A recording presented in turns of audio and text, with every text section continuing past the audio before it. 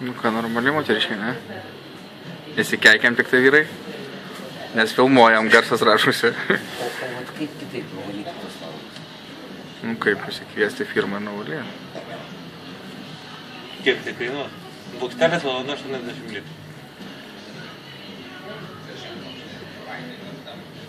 Minimum 2 valandom važiuoju. Nu, kad 5 minutėm, bet su to aš sėdu į Zanimą. Plius atvažiavimas, jeigu iš to važiuoju. Bet gerai valo, a? Švariai. Švariai. Dabar teoriškai neturėtų peržengti per tą bortą ir valyti kitą langą. Jeigu nedaryti, reikia atidaryti iš kitos pusės. Tai irgi atsidarė. A, jo, jeigu pradėjo valyti langus, tai bus visose trijuose, reiškia. Jis su gera orientacija yra, reiškia. Žiūrėsime, valys dabar su kita ranka. Kairį langą.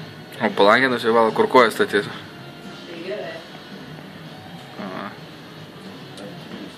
O, žiūrėk, atsisėdo.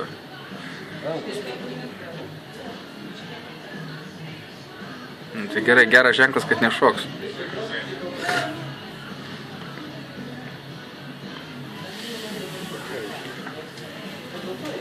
Visą laiką galima žiūrėti 3 daiktus. Tekantį vandenį, degantį ugnį ir dirbantį žmogų.